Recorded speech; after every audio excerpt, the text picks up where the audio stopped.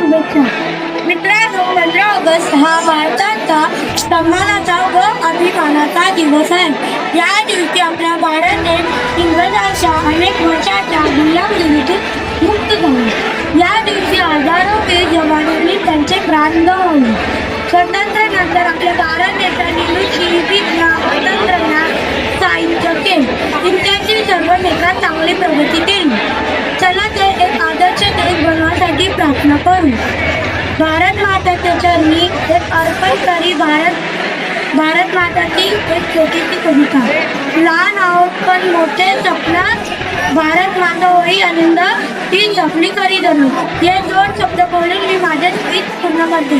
Jai Hind, Jai Maharashtra. Thank you.